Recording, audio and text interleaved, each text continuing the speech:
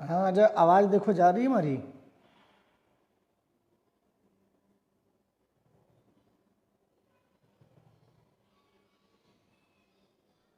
नमस्ते। आवाज़ जा रही है ना?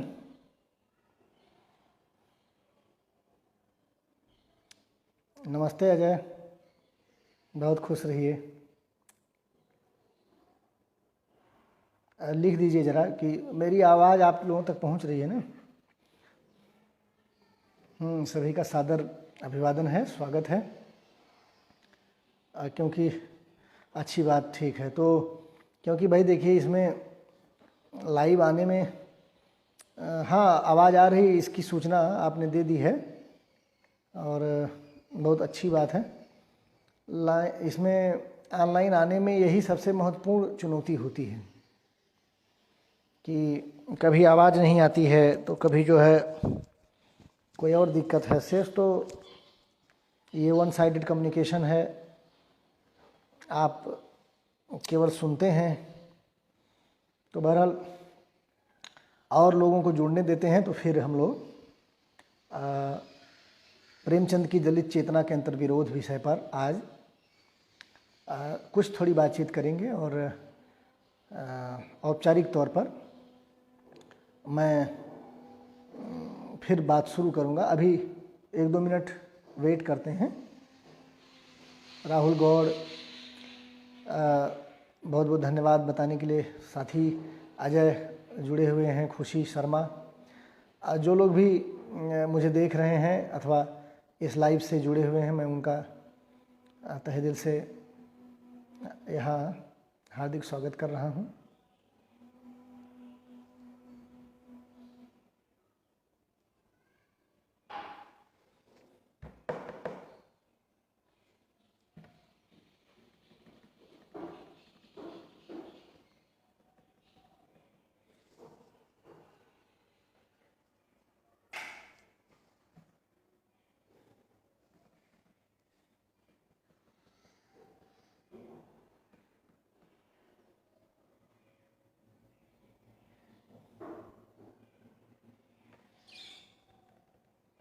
पहले जो है, पहले क्या अभी भी गाँव में एक त्यौहार होता है, मुझे लगता है कि ये दीपावली के आगे पीछे होता है क्या, बसियौरा उसको कहते हैं।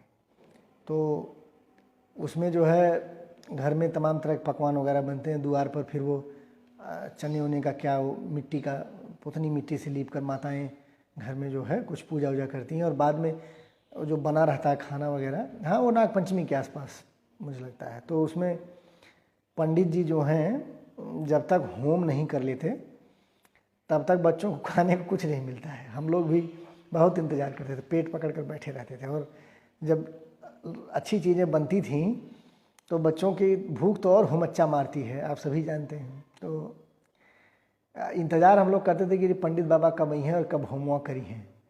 और पंडित जो है पूरे गांव का पुरोहित होता है, तो तमाम घरों पर उसे क्या कहते हैं कि करना रहता है होम तो वो धीरे धीरे पहुंचता है, माने सबके घर इकट्ठे तो कर नहीं देगा। अच्छा, पंडित जी भी की जो वरीयता, उसका पंडित जी का जो होम करने की वरीयता सूची है वह मालदार पार्टी से शुरू करते हैं। माने पुरोहित जो है अपने सबसे मालदार जजमान के यहाँ सबसे पहले जाएगा होम करने, होम करके वो आता है। तो उसमें हम लोगों के घर तक पहुंचने में और समय लग जाता था। तो आज माने फेसबुक लाइव में स्थिति यही है कि ये बहुत सुखद है, मैं इसको ख़राब नहीं मान रहा हूँ, मैंने कोई इसको ख़राब सेंस में ना ले, कि प्रेमचंद की जयंती इतनी धूमधाम से मनाई जा रही है और बड़े शौक़ से, बड़े उल्लास से, बड़ी गर्मजोशी से। फेसबुक पर अजय ने सूचित किया था कल रात को ही कि लगभग जो है 21-22 कार्यक्रमों का उसने सूची बनाई है और मैंने भी 5-6 जो उसने बनाई, उसके अलावा 5-6 की सूची मेरे पास भी थी, मैंने 30 के करीब। तो जो हिंदी के आज प्रोफेसर हैं, हिंदी के जो रीडर प्रोफेसर, असिस्टेंट प्रोफेसर वगैरह हैं, ख़ास तौर पर काशी हिंदू विश्वविद्यालय जैसी जगह के तो पूछना ही नहीं। तो ये आज पुरोहित की भूमिका में है। और कई कई पुरोहितों को तो कई कई जगह होम करना है। माने स्थिति ये है कि मैं नाम नहीं लूँगा अपने गुरुजनों का ही, वो 3-3, 4-4 कार्यक्रमों में एक ही दिन, आज ही या कल ही से बोल रहे हैं। तो इसे माने मैं ये जो है ऑफ रिकॉर्ड रहेगी बात, क्योंकि ये तो जो है आप लोगों से भी मैं बातचीत कर रहा हूँ। अभी मैंने व्याख्यान अपना शुरू नहीं किया है कफन पर या प्रेमचंद की दलित चेतना पर। मैं सोच रहा हूँ कि और लोग जुड़ जाएं तो थोड़ी बातचीत हो। तो इसलिए यह एक बड़ा महत्वपूर्ण है कि आज भीड़ है, बहुत ज़्यादा लोग नहीं जुड़ेंगे, मुश्किल से 15-20 लोग जुड़ जाएंगे। 14 लोग दिख भी रहे हैं। तो मैं अपने सभी साथियों का जो है स्वागत कर रहा हूं। जो लोग भी जुड़ रहे हैं, सबसे पहले बतकही साहित्यिक बतकही फेसबुक पेज के जो भी हमारे छात्र और साथी संचालन कर रहे हैं, उसके जो कर्ता धर्ता हैं, मैं तहे दिल से अपने साहित्यिक बतकही पेज के जो क्रियान्वयन समिति है उसका मैं आभार व्यक्त करता हूं।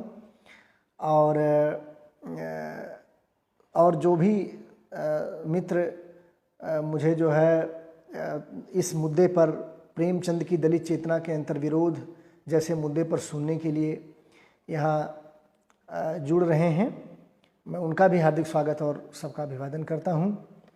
और मैं समझता हूँ कि धीरे धीरे लोग बढ़ेंगे और तो हम लोग अपनी बातचीत का सिलसिला शुरू करें, क्योंकि बातचीत भी बहुत लंबी हो जाती है तो उसका भी मज़ा ख़त्म हो जाता है।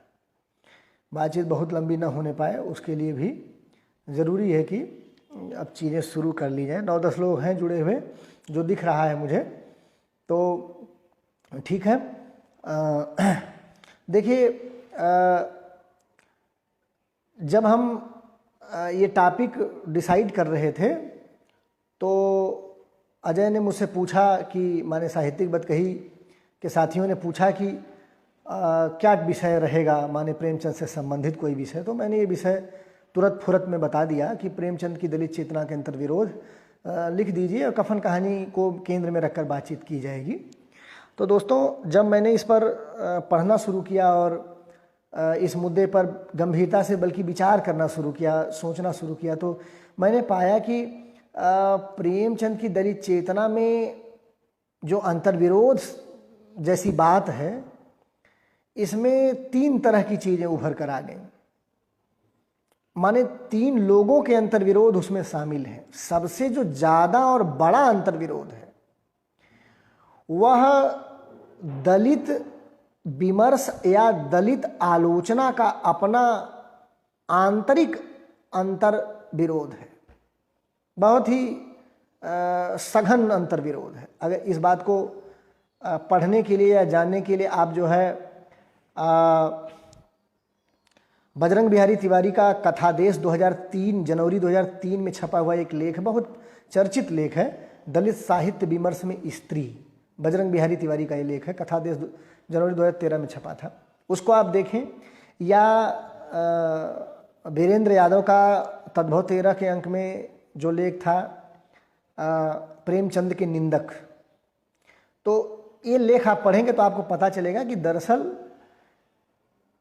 प्रेमचंद की दलित चेतना के अंतर्विरोध में सबसे बड़े जो अंतर्विरोध हैं वे दलित आलोचना के अपने अंतर्विरोध, उनके माने अंतर्विरोधों की वजह से प्रेमचंद की दलित चेतना में तमाम तरह के सवाल और तमाम तरह की विसंगतियों का मामला उभर करके आता है। और दूसरा जो मात्रात्मक दृष्टि से दूसरा स्थान मिलेगा वह दरअसल हिंदी आलोचना के अपने अंतर्विरोध हैं, और या कहिए कि जो अकादमिक जगत है हिंदी पढ़ने पढ़ाने वालों का, उनकी अपनी जो मानसिक उलझन है, या दलित और ब्राह्मण को लेकर, या ब्राह्मणिज्म और दलित चिंतन चेतना को लेकर के जो अपने अंतर्विरोध है, वो दूसरे नंबर पर। यानी कि बहुत थोड़ा सा हिस्सा बचता है जो प्रेमचंद, माने गड़बड़ी का बहुत थोड़ा हिस्सा जो प्रेमचंद के बखरे हैं। माने ये टॉपिक जब हम कह रहे हैं कि प्रेमचंद की दलित चेतना के अंतर्विरोध, तो इसमें मैंने देखा कि प्रेमचंद की दलित चेतना बहुत साफ सुथरी और क्लियर कट है। जो जिस स्टैंड पर वो दलितों को लेते हैं उसी स्टैंड पर उन्होंने पूरा का पूरा अपना साहित्य लिखा है। उसमें कोई बहुत महत्वपूर्ण या बहुत बड़े अंतर्विरोध नहीं है, बल्कि वो अंतर्विरोध दलित आलोचना के अपने अंतर्विरोध हैं या हिंदी अकादमिया के अपने अंतर्विरोध हैं, जिसको प्रेमचंद की दलित चेतना में घोल कर घालमेल कर दिया गया और उसे हम प्रेमचंद की दलित चेतना के अंतर्विरोध की तरह एक टॉपिक बना लेते हैं और उस पर रोमांचक टॉपिक भी लगता है और उस पर हम बातचीत करते हैं। तो पहली बात तो ये कि जिस टॉपिक को लेकर हम यहाँ बातचीत कर रहे हैं उसका सच ये है जो मुझे समझ में आया है, एक बात। अच्छा, दूसरी बात कि अभी हमारे तमाम जो है विद्यार्थी इसमें जुड़ रहे हैं, तो मैं उनके लिए कुछ तथ्यपरक बातें पहले करके फिर जो है उसकी जो मुख्य बात है जो मुझे कहना है उस संदर्भ में मैं कहूँगा। तब तक और भी कुछ संभव सीनियर्स भी जुड़ें। देखिए, अगर आपको प्रेमचंद की दलित चेतना पर या कफन कहानी को लेकर पढ़ना है तो कुछ सामग्री, जैसे कफन, पहली बात तो ये मैं बताता चलूँ कि कफन कहानी उर्दू में पहले लिखी गई। ये मुझे लगता है कि दिसंबर 1935 में जामिया नाम की पत्रिका में ये छपी उर्दू में, और बाद में ये हिंदी में छपी और ये अप्रैल 1936 में, माने दिसंबर के बाद जनवरी, फरवरी, मार्च, अप्रैल, लगभग 5 महीने बाद चांद पत्रिका में ये हिंदी में छप कर आई। अब्दुल बिस्मिल्लाह ने, जो मुझे लगता है कि जामिया मिलिया में ही संभवतः प्रोफेसर हैं, अब रिटायर हो गए, मुझे ध्यान नहीं आ रहा, जो है अब्दुल बिस्मिल्लाह जी ने कफन उर्दू और हिंदी पाठ का फर्क नाम से लेख लिखा है। आप इसको भी देख सकते हैं। एक कविता नंदन सूर्य का शोध पत्र है जो नेट पर भी उपलब्ध है आपके लिए, कफन के दलित पाठ की उलझने, ये भी आपको देखना चाहिए। या वीर भारत तलवार का एक लेख देखना चाहिए, सभ्यता के खिलाफ विद्रोह की कहानी, कफन को लेकर के सभ्यता के खिलाफ विद्रोह की कहानी। ये देश निर्मोही जो आधार प्रकाशन वाले हैं उनकी पत्रिका पल प्रतिपल है, उसमें ये 2005 में जून में छपा हुआ लेख है।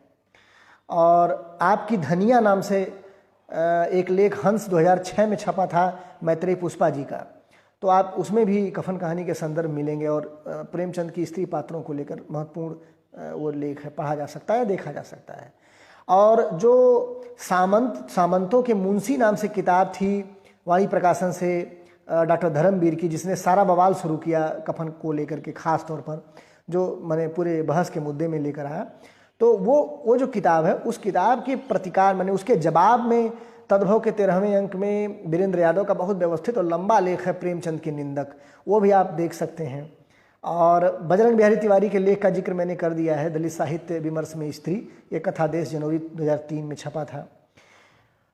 अनीता भारती एक दलित चिंतक हैं, बहुत महत्वपूर्ण दलित स्त्री चिंतक हैं। उन्होंने कृति संस्कृति संधान नाम की पत्रिका में, जिसे सुभाष तगाड़े निकालते हैं, अप्रैल दिसंबर 2003 के अंक में कफन और दलित स्त्री विमर्श नाम से अनीता भारती का लेख है, उसे भी देखा जाना चाहिए। उसके अलावा अगर आप कफन पर आपको और व्यवस्थित चीज़ें पढ़नी हैं तो अपने विभाग के ही प्रोफेसर सदानंद शाही के संपादन में प्रेमचंद साहित्य संस्थान गोरखपुर से प्रकाशित एक किताब है, संपादित किताब है शाही जी की, दलित साहित्य की अवधारणा और प्रेमचंद। ये वही किताब है जिसमें नामोर सिंह का लेख कफन को लेकर, राजेंद्र कुमार का लेख कफन को लेकर, स्वयं सदानंद शाही का प्रसिद्ध लेख क्या कफन दलित विरोधी कहानी है शीर्षक से, या जो शिवराज सिंह बेचैन का वो प्रसिद्ध लेख है प्रेमचंद का चमार चित्रण, वो इसी किताब में संकलित आपको मिल जाएगा। कमल भारती का भी लेख है शिवराज सिंह बेचैन के साथ साथ। मैं समझता हूँ कि मोहनदास नैमिषराय का भी एक लेख है इस किताब में। तो ये किताब भी आपके बड़े काम की है। इसके अलावा साथियों, कफन की विसंगतियों को खास तौर पर जब धर्मवीर जी ने सामंत का मुंशी कहा और कफन कहानी में बुधिया के पेट में जमींदार के बच्चे की बात कही, और इसीलिए कि माधव घीसू इसीलिए उसकी मदद करने नहीं जाते क्योंकि उन्हें इससे फ़र्क नहीं पड़ता कि वो मरती है या बच्चा मरता है, क्योंकि वो तो उनका था ही नहीं। वो एक तरह का प्रतिरोध करते हैं अपनी लड़कियों या अपनी औरतों के साथ जो जमींदारों और बड़े लोगों ने जो माने क्या कहते हैं कि उनके साथ जो दुर्व्यवहार किए या उनके साथ दुराचार वगैरह किए, उसका पूरा इतिहास है। शोषण का वह भी एक बहुत बड़ा पक्ष है। तो उन्होंने ये दिखाने की कोशिश की, धर्मवीर जी ने, कि दरअसल माधव घिसू बहुत महत्वपूर्ण स्टैंड ले रहे थे। वो बुधिया की चिंता इसीलिए नहीं कर रहे क्योंकि उनको पता है कि वो तो बच्चा उसके पेट में उसका है, तो वो उसको मतलब अपनाने की स्थिति में नहीं है। वो इस तरह की एनालिसिस वो करते हैं। तो उसके जवाब में एक माने उससे पैदा हुई जो एक दलित चेतना में एक बहुत बड़ी लहर आई कि प्रेमचंद सामंती तरह के लेखक हैं और वो दलितों के लेखक नहीं हो सकते। तो या कफन कहानी में तमाम जो है होल हैं, तमाम ऐसे बिंदु हैं जो जहाँ न्याय नहीं किया है प्रेमचंद ने। तो उस चेतना को लेकर के जवाहर कौल ने एक कहानी लिखी, नया कफन। जवाहरलाल कौल ने जो कहानी लिखी नया कफन, वो पहले लिखी गई, लेकिन अभी गांव के लोग पत्रिका जो यहीं बनारस से निकलती, रामजी यादव उसके संपादक हैं, उसका दलित विशेषांक आया है और उसमें वो कहानी संकलित है, नया कफन, जवाहरलाल कौल की कहानी है। तो ये कुछ सूचनाएं थीं जो आपके काम की होनी चाहिए और मैं समझता हूँ कि उसे आप देखेंगे। अच्छा, अब हम लोग बात करते हैं प्रेमचंद के दलित चेतना के अंतर्विरोध वाले विषय पर। तो साथियों, प्रतिरोध के देखिए, प्रतिरोध की दो तकनीक होती है। पहली बात तो ये कि प्रतिरोध करने का एक तरीका यह हो सकता है कि जो शोषक व्यवस्था है या शोषक सत्ता है या शोषणकारी ताकतें हैं, उनसे सीधी टक्कर ली जाए, उनके खिलाफ सीधा मोर्चा खोल दिया जाए, जो कि प्रेमचंद ने किया। ये पहला प्रतिरोध का जो पहला रास्ता उन्होंने चुना। आप सभी जानते हैं कि प्रेमचंद ने सामंतवाद और ब्राह्मणिज्म के खिलाफ जितना तलखी और जितनी आक्रामकता के साथ लिखा, वैसी आक्रामकता, वैसी तलखी, वैसी चुभन प्रेमचंद के पीछे सिर्फ कबीर में नजर आती है। ये बहुत बड़ी बात मैं उस परंपरा में जोड़ रहा हूं कि प्रेमचंद ने सीधे हमलावर माने सीधे बड़े बड़े तल्ख लहजे में उस जो है व्यवस्था को पर हमला किया, जो व्यवस्था शोषण कर रही थी। माने जो शोषक इंटिटी है, जो शोषक सत्ताएं हैं, उस पर सीधे, उससे सीधे भिड़ जाना। वो भिड़ गए, इसीलिए तो प्रेमचंद के जूते आगे से फटे हुए हैं, जिसे हरिशंकर परसाई ने दर्ज किया प्रेमचंद के फटे जूते में, क्योंकि वो उस व्यवस्था और उस शोषणकारी तंत्र और सत्ता और शोषक जो है लोग थे, उस पूरी व्यवस्था और उस पूरे तंत्र की जो कठोर वस्तु थी, वो उनकी जो जबदी हुई मनोवृत्ति थी, जो यथास्थितवादी सोच थी, उसी पर तो वो लगातार चोट करते हैं पैरों से, इसीलिए वो जूते फटे हुए दिखाते हैं। ये बहुत महत्वपूर्ण बात। दूसरी बात, दूसरा तरीका जो प्रतिरोध का साथियों हो सकता है, वो होता है कि जो शोषित है, जो सफर्ड है, जो विक्टिम इंटिटी है, माने जिसका शिकार किया जा रहा है, उस शोषित या विक्टिम इंटिटी की तरफ से खड़ा होना। माने जो शोषित है उसके साथ संवेदना, सहानुभूति और उसके सुधार के लिए प्रयास, उसमें नई आकांक्षा और जीवंतता और आक्रोश या क्रांति या परिवर्तन की चाह भरने की कोशिश रचनाकार कर सकता है। प्रेमचंद पहला रास्ता चुनते हैं। माने प्रेमचंद जो शोषित है उसकी तरफ से उतना खड़ा नहीं दिखते। ये ध्यान देने के बाद तकनीक का अंतर है, जितना वो शोषक सत्ताओं से सीधे टक्कर में दिखाई पड़ते हैं। और आप लोग ये बात ध्यान देंगे कि हमारे समाज में जैसे कोई शोषक हो, कोई माने बदमाश किस्म का तत्व हो या संस्था हो, अगर आप जिसको वो शोषित कर रहा है उसकी मदद करेंगे तो आपसे बोलने नहीं आएगा, लेकिन आप उससे सीधे टकराने जाएंगे तो वो तुरंत कहेगा कि अरे भाई, तुम अगर गरीबों, शोषितों या जो दुखी है उसको अस्पताल पहुंचा दिया तुमने, तो इसमें कोई बुराई नहीं है, लेकिन तुम मुझसे भिड़ने क्यों आ रहे हो, माने मेरे फट्टे में क्यों पांव अड़ाते हो। वो ज़्यादा खतरनाक है, वो उसे अपने पर हमला मानता है। प्रेमचंद ने वो बड़ा वाला खतरा उठाया। वो आप सदगति कहानी को सामने रखें, आप देखेंगे कि सदगति कहानी दुखी की तरफ से लिखी गई कहानी उतनी नहीं है जितनी पंडित घासीराम के शोषण और उत्पीड़न की जो इंतहा हो गई है, वो जो उसकी पराकाष्ठा है, उसके खिलाफ ज़्यादा खड़े होते हैं। माने जितना घासीराम का उत्पीड़न और घासीराम की निस्संसता, अमानवीयता उभर करके कहानी में आती है, उतना दुखी की पर्सनालिटी नहीं उभरती। मैं उस पर बाद में बात करूंगा। तो ये जो तकनीक है प्रेमचंद की, इसीलिए अक्सर प्रेमचंद दलितों की तरफ से लिखते दलित विमर्श या दलित चेतना को नजर नहीं आते, क्योंकि प्रेमचंद ने वो सीधी टक्कर ज़्यादा मारी है। वो जो पहली वाली तकनीक उन्होंने अख्तियार की, ये एक बड़ी महत्वपूर्ण बात है प्रेमचंद की कहानियों या उनके कथा साहित्य को समझने के लिए, या उनके प्रतिरोध के तेवर और उसका जो ट्रीटमेंट है, माने समस्या के साथ जो ट्रीटमेंट प्रेमचंद करते हैं, उसमें जो ये दिखने लगता है कि कहीं वो बहुत, माने यही ना आरोप दलित चेतना लगाती है, भाई प्रेमचंद ने ऐसा पात्र क्यों खड़ा नहीं किया दलितों की तरफ से जो आक्रोश से भरा हो, जो गुस्से से भरा हो, जो क्रांति का काम कर सकता हो, जो नायक बन सकता हो दलितों को। वो सरेंडर करते हुए दिखाई पड़ते हैं उनके पात्र, बहुत अधिक जो है दब्बू दिखाई पड़ते हैं। ये बहुत बड़ा आरोप है दलित आलोचना का प्रेमचंद के दलित पात्रों को लेकर के, कि उन्होंने कोई नायक या कोई जो है तेजस्वी कैरेक्टर खड़ा नहीं किया। उसका कारण यही है, उसका पहला कारण यही कि उन्होंने जो पहली तकनीक अख्तियार की, शोषण के खिलाफ लड़ाई की पहली तकनीक। दूसरी बात कि प्रेमचंद ने उस यथार्थ को लिखना पसंद किया जो उस जमाने में, माने जो हालात थे उस वर्ग के, वो प्रतिरोध की स्थिति में थे ही नहीं। क्यों नहीं थे, उस पर बात आगे होगी। उस जमाने के माने के जो दलित और माने शिक्षा से, अर्थ से, भूख के स्तर पर उन्हें रोक दिया गया।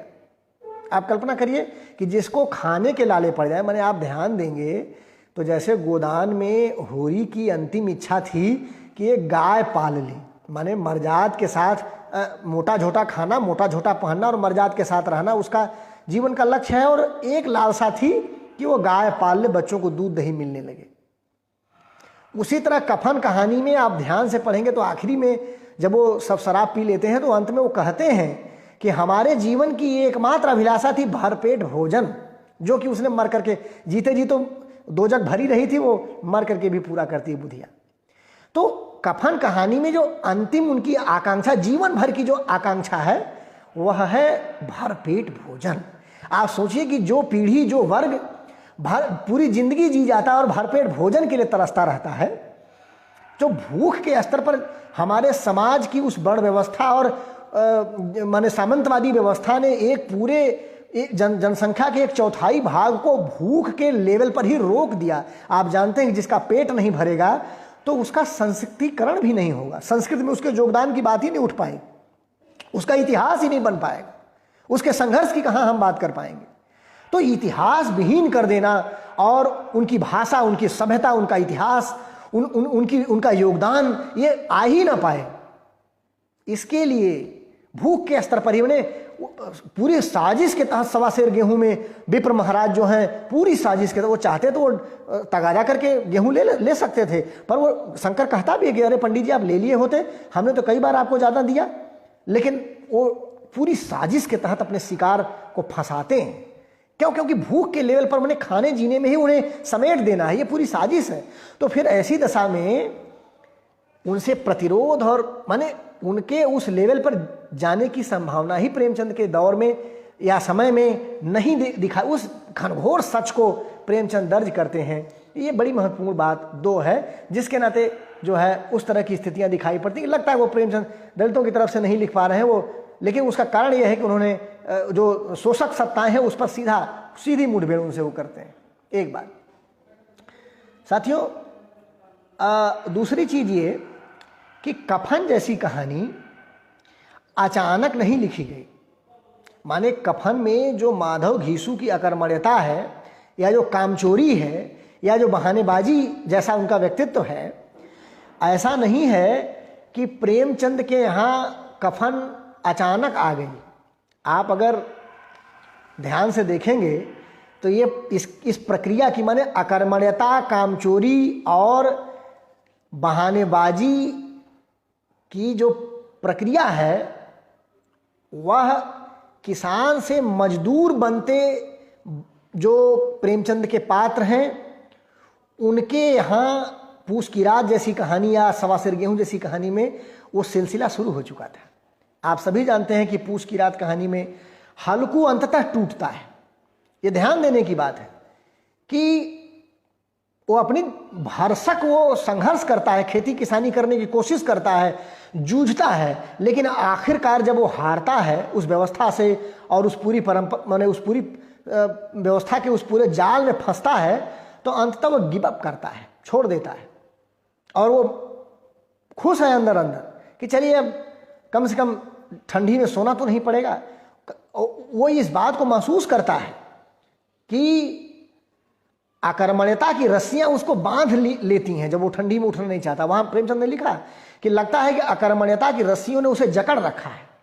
तो ये जो अकर्मण्यता की रस्सियों में जकड़न की प्रक्रिया है, यह पूस की रात से शुरू हो चुकी है। यह सवा सेर गेहूं से शुरू हो चुकी है। सवा सेर गेहूं में जब पंडित जी पूरी तरह, विप्र जी पूरी तरह फंसा लेते हैं शंकर को, शंकर उसके पहले वो 60 रुपया देने के लिए जीतोड़ मेहनत करता है, जान लड़ा देता है, साल भर पैसा बचाता है, लेकिन जब वो 60 रुपया लेकर विप्र के दरवाजे जाता है तो उन्होंने ऐसा सूद जोड़ा कि वो उसके ऊपर चला गया, 14-15 रुपया और एक्स्ट्रा हो गया। और उन्होंने कहा कि जब तक ये नहीं भरोगे तब तक वो 60 रुपया भी वो इसी तरह बना रहेगा, रखे रहो। तो इस स्थिति में माने यातना की और उत्पीड़न की जब इंतहा हो जाती है, उसकी सीमाएं टूट जाती हैं, तो वहाँ प्रेमचंद के जो दलित पात्र हैं, ओबीसी पात्र हैं, वे गिव अप करते दिखाई पड़ते हैं। यह जो जरा मैं वो कोट पढ़ दूं, फिर वो उस पर मैं बताता हूं कि गिव अप क्यों करते हैं। जहां पहले तमाकू पिया करता था, वहां शंकर अब गांजे और चरस का शंकर को अब गांजे और चरस का चस्का लगा। माने अब देखिए विलासिता की तरफ जा रहा है, गिव अप कर रहा है। उसे अब रुपए अदा करने की कोई चिंता न थी, मानो उसके ऊपर किसी का एक पैसा भी ना आता। पहले जूड़ी चढ़ी होती थी तो भी वह काम करने अवश्य जाता था, अब काम पर न जाने के लिए बहाना खोजा करता है। ये सवा सिर गेहूं में लाइनें हैं, मैं वहां से पढ़ रहा हूं।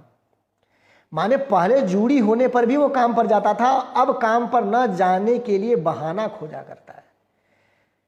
तो ये जो अंतःकरण और संघर्ष करने की जो दुर्दम इच्छा है, उसका जो कोलैप्स कर जाना है, उसका जो टूट जाना है, जो दरक जाना है, ये उस वर्ग यानी दलित माने शंकर, हल्कू आदि के वर्ग की कमजोरी नहीं है।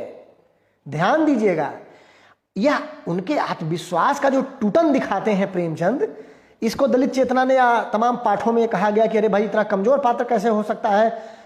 माने सवा सेर गेहूं में शंकर गिव अप करता है, दुखी चमार पूरी तरह उसके सिर पर आग फेंक देती है पंडिताइन, तो भी वो झाड़ता है और कहता है कि अरे मैंने इनके बारे में गलत सोचा तो तुरंत भगवान ने फल दे दिया। माने वो हर हालत में उनके वर्चस्व को स्वीकार करता है। हल्कू गिव अप करता है। कफन में तो कफन कहानी ही गिव अप के बाद शुरू होती है, माने उस आत्मविश्वास के टूट जाने, कुचल दिए जाने के बाद की कहानी है। माने सवा सेर गेहूं, सदगति या जो है पूस की रात कहानी, दरअसल किसान से मजदूर बनने की उस त्रासदी और उनके शोषण और उत्पीड़न की इंतहा हो जाने पर टूटने की प्रक्रिया की कहानी है। लेकिन उस टूटने के बाद जो मनुष्य पैदा होता है, उस मनुष्य की कहानी कफन है। इसीलिए कुछ अलग तरह का जो है उनका जीवन है और अलग तरह की उनकी आदतें हैं, जिसे लेकर तमाम दिक्कतें हिंदी आलोचना और हिंदी एकेडमिया में सुनाई पड़ती हैं। लेकिन किसी ने ये देखने की कोशिश नहीं की कि दरअसल ये जो प्रक्रिया आत्मविश्वास टूट जाना या कामचोरी या अकर्मण्यता की तरफ जाना, यह उन पात्रों की कमजोरी नहीं है। दरअसल यह शोषण और उत्पीड़न की जो अपार जो है असीम अपार और अनुल्लंघनीय स्थिति है, जिसको लांघा ही नहीं जा सकता। इसी बात को तो जो है गीता के जो कर्मयोग है उसकी व्याख्या करते हुए जो वामपंथी आइडियोलॉजी है, वो कहती है, ये गीता में कृष्ण कहते हैं कि कर्मण्येवाधिकारस्ते मा फलेषु कदाचन, तो ये सत्ता पक्ष है। माने जो वर्चस्वशाली वर्ग है, जो प्रभु वर्ग है, ये उसकी आवाज है। जब वो कहते हैं कर्म करो फल की इच्छा मत करो, फल हम देंगे, अरे भाई कर्म हम करेंगे, अब फल तुम दोगे।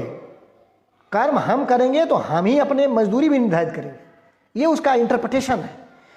उसका कितना प्रशस्त इंटरप्रिटेशन कामायनी में जयशंकर प्रसाद करते हैं। आप ध्यान देंगे तो आप पाएंगे कि गीता के कर्मयोग जहां केवल कर्म करना था, फल की इच्छा आप मत करिए। आप जानते हैं कि बहुत देर तक आप कर्म नहीं कर पाएंगे। आंतरिक स्तर पर कोलैप्स होना, आंतरिक स्तर पर टूटन होना, आंतरिक स्तर पर हताश होना, ये मानवीय प्रवृत्ति और स्वभाव है। कामायनी में लिखते हैं जयशंकर प्रसाद, कर्म का भोग, भोग का कर्म। क्योंकि कर्म तभी आप कर पाएंगे जब आप उसका भोग करने के लिए पाएंगे, माने उसका कर्म के बाद जो उत्पादन होगा, उत्पादन में आपका भी हिस्सा होना चाहिए, भोग होना चाहिए। बिना भोग के कर्म कब तक करेंगे? आप गौर करें, तुलसीदास ने जो तुलसीदास लिखते हैं, मुझे लगता है सुंदरकांड की आखिरी पंक्तियां होंगी, जब वो लिखते हैं कि या मैं अगर भूल रहा हूं तो उसको आप करेक्ट कर लीजिएगा, ढोल गंवार शूद्र पशुनारी सकल ताड़ना के अधिकारी। तो उसमें ये लाइन समुद्र कहता है और समुद्र अपने को शामिल करता है उसमें। माने जब वो कहता है कि हे माने जब एक शोषित श्रेणी का एक व्यक्ति ये कहने लगे कि प्रभु हमें मारिए पीटिए, हम तो इसी लायक हैं, यानी अपने शोषण को वो अपनी नियति मानने लगे, तो आप कल्पना, ये उसकी कमजोरी नहीं है। दरअसल ये दर्शाता है कि शोषक सत्ताएं और उनका जो उत्पीड़न है वो कितना नृशंस और कितना अमानवीय और कितना अपार है, जिसको लांघा ही नहीं जा सकता। जिसके नाते वो दरकन आती है, वो टूटन आती है। ये आत्मविश्वास का जो माने शोषण और उत्पीड़न इस लेवल पर चला गया है कि उसका आत्मविश्वास टूट जाता है और शोषित होना वो अपनी नियत या अपना जीवन मान बैठता है। जैसा कि दुखी चमार मानता है जो है सदगति कहानी में, उसको लगता है कि यही तो मेरी जिंदगी है। अब आप दुखी की कहानी पढ़ते हैं सदगति, आपने सबने पढ़ी होगी वो कहानी कि अंत में सारा जुल्म सितम सुबह से शाम तक वो बर्दाश्त करता रहता है, ची तक नहीं करता, बल्कि उसमें अपने को ही वो दोषी मानता रहता है। जैसे कि तुलसीदास के यहाँ वो समुद्र वगैरह वगैरह मान रहे हैं। अब आप देखें कि प्रेमचंद ने दिखाया कहानी में कि जब अंत में पंडित घासीराम कहते कि अबे तुम सो रहे हो, लकड़ी चीरी ही नहीं अभी, चल उठ, दो चार हाथ मारे भी चैली बन जाए। तो भूखा प्यासा थका मादा दुखी उठता है और क्योंकि वो पहले फाड़ चुका है लकड़ी, लेकिन वो फटी नहीं थी। वो जो गोंड आया था उसने समझा दिया था कि फटेगी नहीं। देखिए ओबीसी जाति है वो, उसके अंदर थोड़ी चेतना है। गौर करने की बात है कि प्रतिरोध की थोड़ी चेतना उस ओबीसी में है। प्रेमचंद, कमलेश वर्मा ने लिखा है कि प्रेमचंद की कहानियों और उपन्यासों में उन्होंने एक लेख लिखा है जिसमें उन्होंने प्रेमचंद के किसानों और जितने भी उनके माने खेती किसानी करने वाले या उससे जुड़े हुए पेशों में लोग हैं उनकी सूची बनाई है, उनकी जातियों की सूची बनाई है, और वो सब के सब ओबीसी हैं। ना तो कोई ऊंची जात का किसान है, ना तो कोई नीची जात का किसान है। यानी कमलेश वर्मा के उस लेख ने ये निर्धारित करने की कोशिश की कि प्रेमचंद के पात्रों में जो किसान पात्र वो सब के सब ओबीसी जातियों के हैं। यानी कि इस नजरिए से भी प्रेमचंद के साहित्य को और भारतीय समाज के निर्माण में ओबीसी जातियों की भूमिका को रेखांकित किया जाना चाहिए। अब गोंड जो आता है सदगति में, वो देखिए उसके अंदर एक स्पार्क है, वो पंडित से डरता नहीं, वो स्पार्क है वो। तो साथियों मैं ये कह रहा था कि प्रेमचंद वहां दिखाते हैं कि दुखी अचानक एक आवेश में आ जाता है और जैसे पागल होकर के वो जो है लकड़ी पर प्रहार करता है और अंततः लकड़ी चिंदी चिंदी उड़ जाती है, फट जाती है और वो जो है वहीं गिरता है धड़ाम और अंत हो जाता है। तो दोस्तों, आपने कभी सोचा कि दुखी अचानक उतनी शक्ति कहां से ले आता है? दरअसल ये वही मन स्थिति है जब आदमी अपने को मरा हुआ मान ले। जैसे अपने माने टूटने की जो अंतिम आवाज है, वह गिव अप करने की परिस्थितियां हैं, वो दरक रहा है भीतर से। वो जान चुका है कि अब उसके पास अपनी, क्योंकि उसके पास इतनी हिम्मत नहीं है कि वो कुल्हाड़ी फेंक दे और पंडित जी से कह दे कि देखिए लकड़ी कुड़ी हमसे नहीं फटेगी।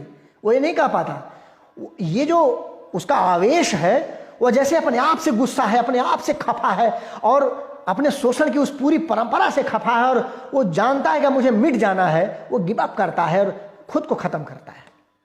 आप समझ लीजिए कि हिंदी आलोचना में, खासतौर पर मार्क्सवादी आलोचना ने ये बताया है कि वो लकड़ी लकड़ी नहीं थी। दरअसल वो लकड़ी उसी ब्राह्मणवादी परंपरा, उसी सामंती परंपरा, उसी शोषण की परंपरा, उसी पुरोहिती, उसी बड़ व्यवस्था की गांठ थी, जिस गांठ को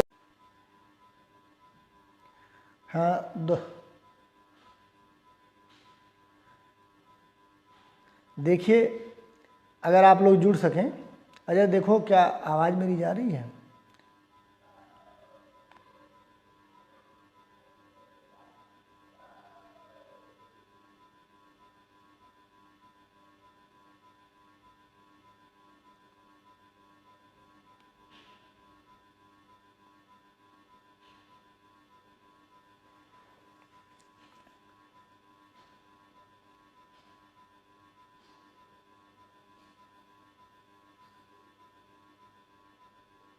हाँ, अगर मेरी आवाज़ जा रही है तो आप मुझे बताएं, और फिर जो है जुड़ने की कोशिश करें जो लोग भी, जो साथी हमारे साथ अभी जुड़े हुए थे। तो हाँ ठीक सोनू। और सोनू, वो जो तुम कह रहे थे विद्योत्तमा मैम ने जो ताड़ना का अर्थ बताया था, बड़ा ही घिसा पिटा और बहुत ही, माने समझ लो कि आउटडेटेड वो एनालिसिस है, समझ रहे हो, बहुत ही आउटडेटेड। हाँ, सभी लोग जुड़ जाए। मैं सोनू को बता रहा हूँ कि वो जो विद्योत्तमा मैम ने कहा कि ताड़ना का मतलब वो तुलसीदास वाली बात थी, बहुत ही आउटडेटेड एनालिसिस है। और दक्षिणपंथी मानसिकता के किसी भी व्यक्ति से तुम बात करोगे तो वो वही बताएगा, उसको डिफेंड करने की कोशिश करेगा। ऐसा कुछ नहीं है। उसके पहले तुलसीदास वो लाइन लिखते हैं कि बिना न माना जलत जड़ गए 3 दिन बीत, बोले राम सकोप तब बिनु भय होत न प्रीत। बिनु भय होत न प्रीत के बाद वो लाइन आती है, माने बिना डराए लगता है प्यार नहीं करेगा। वहाँ ताड़ना का मतलब दूसरा कुछ कैसे हो सकता है? वो साफ साफ राम कहते हैं कि बिना डराए काम नहीं चलने वाला, लाओ जरा तो धनुष बाण देखता हूँ। तो ये सब माने घिसी पिटी व्याख्याएं लोग करते रहते हैं, उन सब चीज़ों में फंसने की ज़रूरत नहीं। उसकी तुम लोग भी ज़रा सोचो। और तुलसीदास को बचाने की ज़रूरत नहीं है, वो ग्रेट पोएट हैं और उन्होंने कमाल की पोएट्री लिखी है। माने इंडियन कल्चर को लेकर उनको माने हटा करके हिंदी साहित्य का, भारतीय संस्कृति की कल्पना नहीं की जा सकती। वो सब बात अपनी जगह पर है, पर जहाँ वो गड़बड़ है वहाँ है। बहरहाल हम लोग बात करेंगे, जो आगे हम लोग बातचीत कर रहे थे, साथी और लोग जुड़ रहे हैं। वो नेटवर्क की प्रॉब्लम की वजह से बात बीच में रह गई। तो जो लोग इसमें पुनः जुड़ रहे हैं, मैं उन सभी का फिर से हार्दिक स्वागत करता हूं। मुलायम यादव जुड़ रहे हैं, सोनू तो जुड़ी गए हैं, शुभम मिश्रा और भी साथी जिनको मैं देख नहीं पा रहा हूं, वो तकनीकी रूप से बहुत सक्षम नहीं होने की वजह से। बहरहाल हम लोग जो बात छोड़ रहे थे बीच में, वो बात थी कि वो बात मैं ये बता रहा था कि प्रेमचंद के पात्र जब तोड़ दिए गए हैं और माने इस तरह से आप कह सकते हैं कि आत्मविश्वास को पूरी तरह कुचल दिए जाने की उस पूरी परंपरा का पीड़ा भरा इतिहास है प्रेमचंद का साहित्य। माने खास तौर पर प्रेमचंद के दलित संदर्भ की जो कहानियां हैं, वे आत्मविश्वास को पूरी तरह कुचल दिए जाने की उस परंपरा का दहकता और पीड़ा भरा इतिहास है। इसलिए दलितों के या दलित विमर्श के मन की बात नहीं हो पाती है, क्योंकि वे बदले की भावना से या कहिए कि किसी जो है बहुत आक्रोशित होकर के उभर करके प्रेमचंद के पात्र नहीं आते। उसका कारण ये नहीं कि वो कमज़ोर दिखा रहे हैं, उसका कारण ये है कि उनकी सामाजिक हैसियत इस तरह की है कि एक तो उस स्थिति में वो जा ही नहीं सकते। एक तरह का वो एक यथार्थवादी चित्रण है। अगर आप जो मैंने अपने व्याख्यान की शुरुआत में बजरंग बिहारी तिवारी के जिस लेख का मैंने जिक्र किया, अगर उस लेख को आप पढ़ेंगे तो दलित आलोचना के जो प्रतिक्रियावादी तत्व हैं, माने प्रतिक्रियावादी तत्व का मतलब ये है कि जैसे दलितों ने, सवर्णों ने दलितों की बहु बेटियों के साथ अन्याय किया और दलितों के आर्थिक और उन संसाधनों पर कब्जेदारी की, यानी शोषण किया, मारा पीटा, बहुत कुछ किया। उसकी प्रतिक्रिया में अब हम सवर्णों की बहु बेटियों के साथ वही काम करें और जो है उनको मारे पीटे या उनके साथ उसी तरह का कुछ व्यवहार करने की कोशिश करें। इस तरह की एक पूरी सैद्धांतिकी गढ़ी जा रही है। उसका पूरा विरोध किया है बजरंग बिहारी तिवारी ने।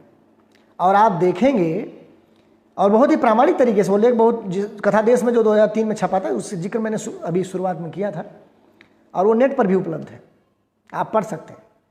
अभी इधर आपने देखा होगा ब्राह्मण कहते ही फेसबुक पर भी ये चर्चा चल बैठी थी कि ब्राह्मण जहाँ मिल जाए उसको लाठी मार दो, माने वो जरूर आतताई वर्ग का है और जरूर शोषक है।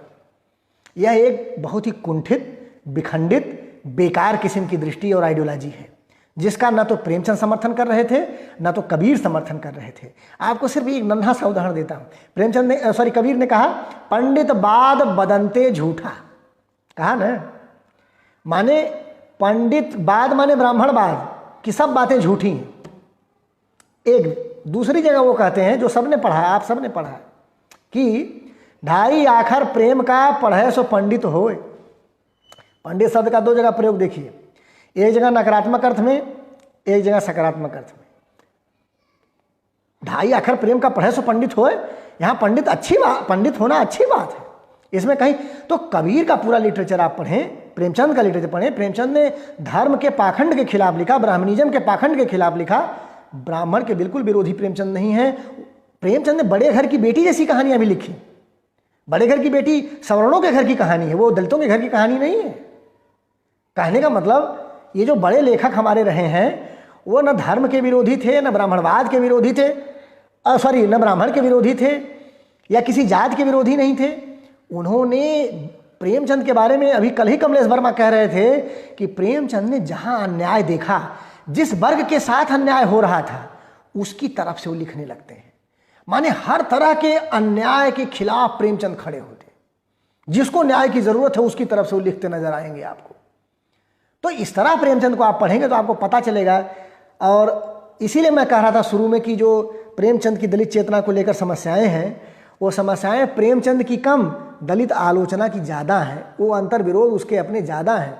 तो एक बात तो आपको मैंने बताया कि आकर्मण्यता, कामचोरी, आराम तलबी, बहानेबाजी, या जो झांसा देने की प्रवृत्ति कफन में आप देखते हैं माधव घीसू में, ये कोई अचानक लिखी गई कहानी नहीं है। इसके पहले ये अकर्मण्यता, ये कामचोरी की प्रक्रिया प्रेमचंद के यहाँ सवा सेर गेहूं पूस की रात वगैरह में मुसलसल आप देख सकते हैं।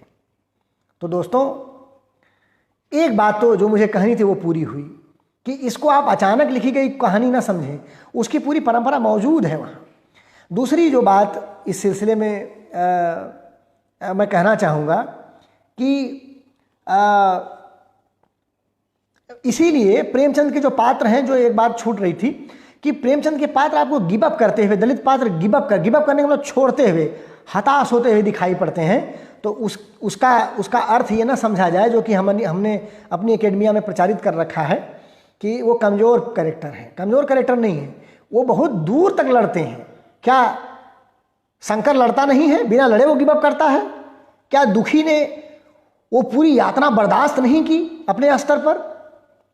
माधव घीसू तो उस बाद की पीढ़ी के पात्र हैं, जैसा कि मैं बता चुका हूँ। तो साथियों, संघर्ष वो करते हैं, और तमाम ऐसे पात्र प्रेमचंद के हैं जो आक्रामक भी हैं। जैसे घास वाली कहानी में मुलिया उनकी पात्र है, या दूध का दाम कहानी अगर आप पढ़ेंगे तो उसमें जो मंगल है वह भी जवाब देता है एक जगह पर, लेकिन भूख के सामने नतमस्तक हो जाता है। अभी भूख की बात आएगी तो हम जो है बात करते हैं। तो साथियों, दूसरी जो महत्वपूर्ण चीज़ है, ख़ास तौर पर कफन कहानी की जब बात आएगी तो ये बात, भूख का प्रश्न बहुत महत्वपूर्ण है।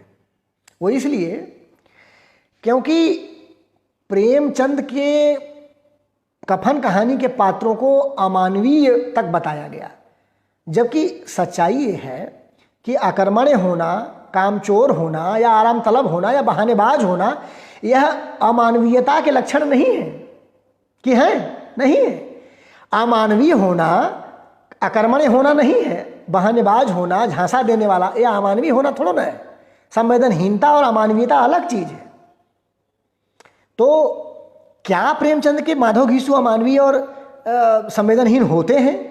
क्या वे डीह्यूमनाइज्ड होते हैं या हुए हैं? इस पर मैं बाद में बात करूंगा। लेकिन इसके अगर जो आरोप लगता है तो उसमें ये माना जाता है कि वो होते हैं, उसका सब बहुत बड़ा कारण भूख है।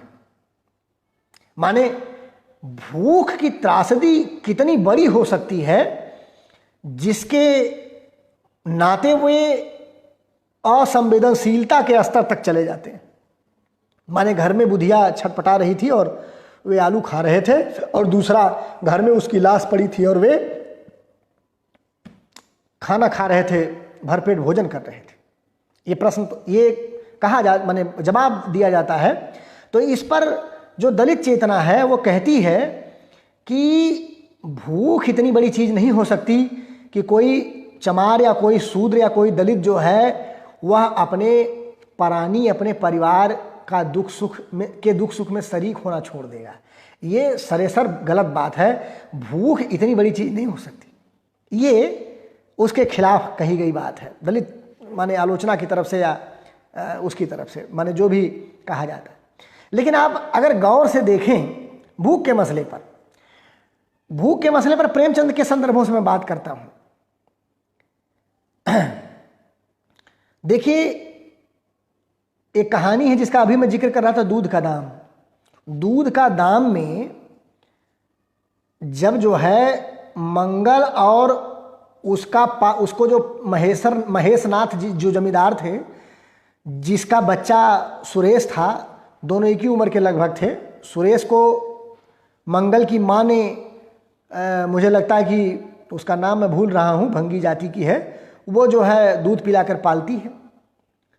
आप सभी जानते हैं कि उसका पिता प्लेग में मर जाता है और सांप काट लेने के नाते नापदान साफ करते हुए, ठाकुर का नापदान साफ करते हुए मंगल की माँ मर जाती है। मंगल एक नीम के पेड़ के नीचे टाट पर और एक उसका कुत्ता टामी है, उसी के साथ अपनी ज़िंदगी गुजर बसर करता है और जूठन खा कर के, महेशनाथ के घर का जो जूठन वही खाकर वो आगे बढ़ता, माने जी रहा होता है। दोस्तों, खेलने की एक बात आती है। जब मंगल और सुरेश खेल रहे हैं तो वो दोनों घोड़ा सवारी खेलना शुरू करते हैं। वो कहते हैं सब कि ये सुरेश आओ, मंगल आओ, तुम भी खेलो और हम तुम्हारी पीठ पर बैठेंगे। तो वहाँ मंगल विरोध कर देता, कहता कि देखो तुम बैठ जाओगे और हमको फिर नहीं बैठने दोगे अपनी पीठ पर, ये ठीक नहीं है। तो सुरेश कहता है कि देखा भंगी की जात कैसे बोल रहा है। अब देखिए, जो हमारी ऊंची जातियों की मानसिकता रही, उस माने समाज व्यवस्था की जो सोच है, कैसे उसको जात से जोड़ता है वो, जबकि वो सही बात कह रहा है। इसी तरह की बात जब चमारिन रोती हैं आकर के सदगति कहानी में दुखी की लाश के साथ, तो विप्र घासी राम की पत्नी कहती है कि अरे ये चमारिनें रो रही हैं, चमारिनों का रोना बड़ा अशुभ होता है। अरे रोना किसका अच्छा होता है? कोई रो रहा हो, डहक रहा हो, तड़प रहा हो, अच्छा होता है, वो शुभ थोड़ा तो अशुभ है। लेकिन उसको कैसे उस व्यवस्था ने, सामाजिक और सामंतवादी व्यवस्था ने जातियों से जोड़ा और उनके प्रति एक नफरत की भावना को कैसे जो है वो क्रिएट करते हैं। तो दोस्तों, वो विरोध करता है और कहता है कि मानता हूं कि मैं भंगी हूं, मुझे कोई एतराज नहीं है, लेकिन मेरी ही माँ ने तो तुम्हें दूध पिलाकर पाला, तब मैं भंगी नहीं था। और अगर तुम अपनी पीठ पर भी बैठने दोगे तभी मैं बैठूंगा, और दूसरी बात तभी मैं बैठाऊंगा, दूसरी बात पहले मैं बैठूंगा, दान तुम बाद में, नहीं तो भाग जाओगे, दान नहीं दोगे, ये वो बोलता है। यानी जब वो दुरदुराए जाते हैं, फिर बाद में सुरेश की माँ यानी ठाकुराइन द्वारा बहुत बुरी तरह उनको डांट पिलाई जाती है, तो भाग कर अपने खंडहर वाले घर में चले जाते हैं। एक दो दिन सोचते हैं कि हम यहाँ, इनके यहाँ हम नहीं आएंगे। लेकिन यहाँ देखिए, प्रेमचंद ने भूख की त्रासदी का जो वर्णन किया है, मैं वो लाइन आपके सामने पढ़कर रखना चाहता हूँ। मंगल ने एक हाथ से टामी का सिर सहला कर कहा, देखा पेट की आग ऐसी होती है, देखा पेट की आग ऐसी होती है, यह लात की मारी हुई रोटियां भी ना मिलती तो क्या करते। तो मंगल लात की मारी हुई रोटियां खाने जाता है, पेट की आग ऐसी होती है। ये प्रेमचंद दूध का दाम में लिख रहे थे। माने पेट की आग को लेकर ही तो बूढ़ी काकी प्रेमचंद के यहाँ ही है, क्यों भूलते हैं हम। बूढ़ी काकी वो तो चमार नहीं थी, चमारों का कुनबा नहीं था उनका। बूढ़ी काकी जाती है जो है, फेंकते हैं जो मेहमान पत्तल, उसमें से खाना शुरू कर देती है। ये भूख की आग। तो प्रेमचंद के यहाँ कफन कहानी के पहले भूख की आग की त्रासद कहानियां मौजूद हैं, और उसमें अगर आत्मविश्वास तोड़ दी गई उस पीढ़ी का जो प्रतिनिधित्व कर रहे हैं माधव और घीसू, जिसके लिए जो तुलसीदास के यहाँ समुद्र की पीढ़ी है, जो अपने को पशु की कोट में रखता है कि ढोल गंवार शूद्र पशु, माने पशु की श्रेणी में वो अपने को रखने को तैयार है। उस मन स्थिति में डाल दिया गया, धकिया करके कर दिया गया वो वर्ग है जिसका आत्मविश्वास और स्वाभिमान, उसकी गैरत इतनी टूट चुकी है। प्रेमचंद ने दूध का दाम कहानी में ही मंगल के लिए लिखा है कि गैरत तो क्या उसके अंदर बची थी, डर जरूर बचा था। गैरत का मतलब आत्मविश्वास, आत्म स्वाभिमान। माने प्रेमचंद ये बात लिख देते हैं कि मंगल और मंगल के वर्ग में आत्म स्वाभिमान की, माने उसको इतना रगड़ दिया गया है कि भूख और तमाम आवश्यकताओं के नीचे कि वो आत्म स्वाभिमान या गैरत है ही नहीं। ये उनका अपमान नहीं है, ये दरअसल शोषणकारी ताकतों के उत्पीड़न की जो पराकाष्ठा है, उस यातना की पराकाष्ठा को दर्ज करने वाली बात है। इसको इस तरह समझेंगे, सिक्के का वो दूसरा पहलू है। इसलिए उनका गैरत खत्म हो चुकी है। इसलिए नहीं को चमार है या भंगी है इसलिए उनके अंदर गैरत नहीं है। गैरत नहीं होती तो वो कहती कैसे। आपको दूध के दाम कहानी में ही आप पढ़ेंगे तो पाएंगे कि जो उसकी माँ है मंगल की, जब एक बार मैंने वो जब दूध पिला रही होती है महेशनाथ के लड़के को, तो वो कुछ कह दिए थे कि अरे भंगी जात के हैं इसलिए जो है इस तरह की बात करे, तो उनको लताड़ती है, कहती कि देखिए भंगी भले हैं लेकिन हम जो है बेईमान नहीं है, कुछ इस तरह की बात कहती। माने महेशनाथ को भी डांट देती है। ऐसा नहीं कि उनके अंदर गैरत नहीं है, लेकिन शोषण की व्यवस्था ने, सिस्टम ने इस तरह उसको तोड़ा है कि वो भी खत्म हो जाती है, वो कुचल दी गई है। इसलिए ये कहना, माने प्रेमचंद के यहाँ भूख की त्रासदी का वो पूरा सिलसिला मौजूद है, तो कफन कहानी में आकर के जो भूख की उस त्रासद स्थिति में जो मन स्थितियाँ पैदा होती हैं माधव घीसू के यहाँ, वह कोई अस्वाभाविक नहीं है प्रेमचंद के कथा साहित्य को देखते हुए। इसीलिए मैं कह रहा था कि प्रेमचंद की दलित चेतना में उतने अंतर्विरोध नहीं है। वो जिस स्टैंड पर खड़े हैं उस पर लगातार चलते हैं। वो अंतर्विरोध और लोगों के, हाँ अंतर्विरोध थोड़े हैं, ऐसा नहीं कि एकदम बेदाग है। वो कहाँ है मैं बताता हूँ भी। बहरहाल अच्छा, तब मुझे और आश्चर्य होता है जब दलित आलोचना इसी बात के नाते प्रेमचंद को सामंत का मुंशी और क्या क्या कह डालती है। चमार चित्रण जैसा लेख लिखा जो है क्या नाम है शिवराज सिंह बेचैन ने, माने बहुत खराब तरीके से प्रेमचंद ने चमारों का बहुत अपमान किया है ये कह करके। तो आप समझिए कि दलित साहित्य जब ये बात कह रहा है तो उसे इस बात को भी ध्यान रखना चाहिए कि दलित लिटरेचर, अगर आप में से कुछ लोगों ने कुछ दलित लिटरेचर पढ़ा होगा, सबसे ज़्यादा तो आत्मकथाएं लिखी गई। आप कौशल्या बैसंत्री की आत्मकथा याद कर लीजिए, छोड़िए ना, आप तुलसीराम की मुर्दहिया याद कर लीजिए, जिसको ज़्यादातर लोगों ने पढ़ा होगा। मुर्दहिया में और अनीता भारती ने लिखा है, जिस लेख का जिक्र मैं शुरू में कर रहा था, कि जो दलित साहित्य है, दलित साहित्य का एक बहुत बड़ा हिस्सा, लगभग 80% हिस्सा भूख और भूख से उपजी त्रासदी पर लिखा गया है। माने ये दलित चिंतक मान रहे हैं। आप देखें कि मुर्दहिया में तुलसीराम ने अपनी माँ के या अपनी दादी के बारे में लिखते हुए लिखा है कि जब डांगर मर जाते थे, माने जानवर मर जाते थे, तो उनका चमड़ा उतार कर बाहर फेंक दिया जाता था। जो चमार और जात की महिलाएं होती थीं, यानी तुलसीराम के घर की महिलाएं, उनकी दादी वगैरह कटोरा लेकर और माने हथियार लेकर जाती थीं और उनके मांस काट करके वो ले आती थी। और जिस समय वो मांस काटती थी जानवरों के, उस समय कुत्ते और चील कौवे उनके साथ नोच रहे होते थे उस डांगर को। माने मनुष्य, कुत्ता, चील, गिद्ध एक साथ उस पर जूझ रहे हैं। आप कल्पना करिए कि क्या दलित साहित्य के भीतर ही भूख की ऐसी त्रासदियां नहीं चित्रित हैं जिसमें वह लगभग जानवर की स्थिति में चला गया है। उस मांस को लाकर वो सुखाते हैं बरसात के दिनों में, फिर वो तलकर नमक छिड़क कर खाते हैं। कल्पना करिए। तो अगर प्रेमचंद के माधव घीसू भूख के लिए इस तरह का कुछ स्टैंड ले रहे हैं, तो इतनी परेशानी क्यों दलित आलोचना को हुई? मुझे लगता है कि समस्या यहाँ नहीं होनी चाहिए थी। समस्या क्यों हुई और कहाँ हुई कफन कहानी को लेकर, वो मैं कफन कहानी के भीतर से आपको बताने जा रहा हूँ। और एक बात और, भूख का जब संदर्भ आया है तो आपका ध्यान एक और तरफ मैं ले जाना चाहूँगा कि प्रेमचंद का साहित्य आप गौर से देखेंगे तो आप पाएंगे कि प्रेमचंद ने एक तरफ घनघोर भूखे पात्रों का पूरा जो है जिक्र किया है, वर्णन किया। जैसे माधव घीसू हैं, ठाकुर के कुआं का गंगी और उसका पति जोखू है, या जो है शंकर है, या दूध के दाम में मंगल है। इस तरह की पूरी बन, जिनको भरपेट भोजन, जिनकी जिंदगी की अंतिम अभिलाषा है। पूरी जिंदगी में माधव घीसू सिर्फ 2 बार भरपेट भोजन करते। एक बार वो ठाकुर की दावत में, और दूसरी बार बुधिया के मरने के बाद कफन के पैसे से। आप कल्पना करिए। तो एक तरफ तो भूखी पीढ़ी है, भूखों का ये पूरा जमात है। प्रेमचंद के कथा साहित्य में दूसरी तरफ मोटेराम शास्त्री हैं। प्रेमचंद ने मोटेराम शास्त्री नाम से कई कहानियां लिखी।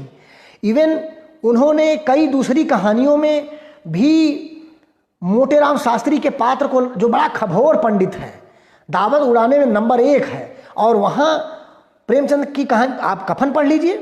कफन में भी ठाकुर की दावत की जब जिक्र प्रेमचंद करते हैं तो तरमाल की बात करते हैं, कलाकंद, 4 तरह की के साग, 2 तरह की रसेदार तरकारी, पूरी, कचौरी, इस तरह के बड़े सुगंधित और सुवासित और मस्त कर देने वाले भोजन का वर्णन प्रेमचंद के यहाँ मिलता है। और मोटेराम शास्त्री उस पर खूब जम के हाथ साफ करते हैं। मोटेराम शास्त्री खभोर विप्र जो है पीढ़ी या विप्र जो है प्रजाति के प्रतीक हैं, और बहुत जम के व्यंग किया है। मोटेराम शास्त्री की डायरी भी लिखा प्रेमचंद ने कहानी के तौर पर। माने ये जो कहानी है आपकी दूध का दाम, उसमें भी कोई पंडित जी आते हैं जो महेशनाथ से कहते हैं कि देखिए भाई ये ठीक नहीं है, भंगी ना कर घर में बैठ रही है और बच्चे को दूध पिला रही है, तो चलिए प्रायश्चित करिए और उसका दूध छोड़वाइए। तो उनका नाम भी मोटेराम शास्त्री है। तो एक तरफ तो मोटेराम शास्त्री उनका तरमाल है, और दूसरी तरफ वो भूखी पीढ़ी है पूरा, जहां सूखी रोटियां भी मैसर नहीं है। जब कफन कहानी आप पढ़ेंगे तो शुरू में वो कहते हैं कि 2 दिन से भूखे, जब वो आलू भून कर खा रहे हैं तो 2 दिन से माधव घीसू ने कुछ नहीं खाया है। ये है। तो ये क्यों किया प्रेमचंद ने? इसलिए कि वो जो अंतर है, एक तरफ कुत्ते के साथ सपट कर सोना पड़ता है ठंड गुजारने के लिए हल्कू को, दूसरी तरफ उसी की मेहनत पर गर्म लिहाफों में सोहना सो रहा होता है। तो जो ये खाई है, जो ये विषमता है, ये जो भूख की विषमता है, संसाधनों की कब्जेदारी की विषमता है, उस पर प्रेमचंद चोट करते हैं। तो भूख को लेकर बहुत कुछ लिखा है प्रेमचंद ने। तो दोस्तों अब जो है मैं जरा प्रेमचंद की स्त्री नजरिए पर एक बात कहकर फिर उस तरफ चलता हूं जो अंतिम बात होगी। देखिए प्रेमचंद के कथा साहित्य में अभी जैसा कि मैं जिक्र कर रहा था, कफन कहानी की बात है, तो कफन कहानी में प्रेमचंद ने लिखा है एक जगह पर, जो कि आप सबने पढ़ा होगा, कि जिस समाज में रात दिन मेहनत करने वालों की हालत उनकी हालत से कुछ अच्छी नहीं थी, किसानों के मुकाबले जो लोग किसानों की दुर्बलताओं से फ़ायदा उठाना जानते थे, कहीं ज़्यादा संपन्न थे, वहाँ ऐसी मनोवृत्ति का पैदा हो जाना कोई अचरज की बात नहीं थी। प्रेमचंद ये कहना चाह रहे हैं कि जो माधव घीसू का स्वभाव है, वह स्वभाव उस महाजनी और जमींदारी व्यवस्था की उपज है। उस महाजनी जमींदारी और सामंतवादी ब्राह्मणवादी व्यवस्था के नाते वैसा वो पैदा होते हैं। ये प्रेमचंद कहने की कोशिश कर रहे हैं। साथियों मेरा सवाल ये है, मैंने अपने प्रेमचंद के साथ छात्रों को पढ़ाते हुए बताया भी था, और इस पर एक लेख भी मैंने लिखा है गांव के लोक पत्रिका में, कफन कहानी पर बुधिया की प्रसव पीड़ा के बहाने, माने भारतीय स्त्री के सोशल सर्वाइवल का सवाल और बुधिया की प्रसव पीड़ा।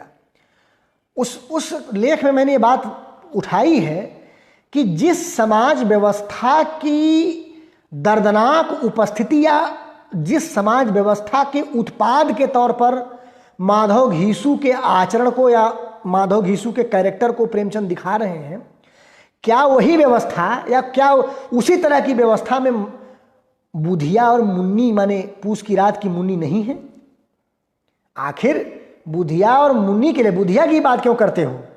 अरे घीसू की पत्नी भी 9 बच्चे पैदा करने के बाद मर गई थी। इस कहानी में वो भी आती है।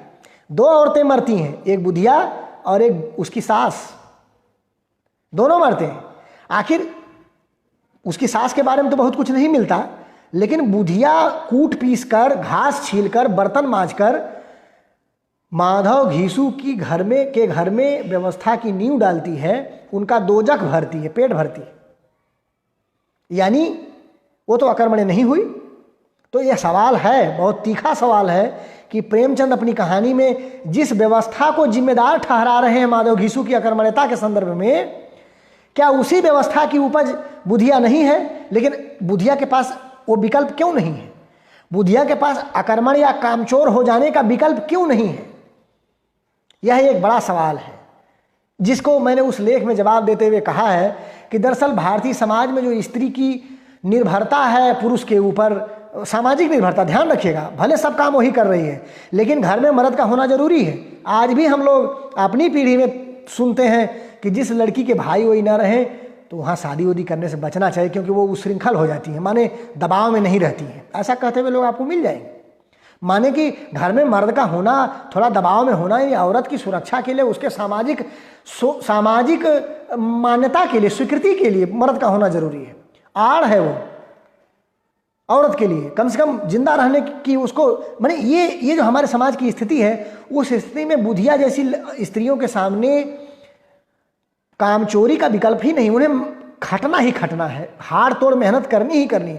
यानी इस कहानी में भी उस पूरी व्यवस्था का जो फाइनल विक्टिम है, जो अंतिम शिकार है, वो बुधिया है, वो माधव घीसू नहीं है, वो बुधिया है। यात्रा का जो अंतिम जो छोर है वो बुधिया पर जाकर गहराता है, गिरता है।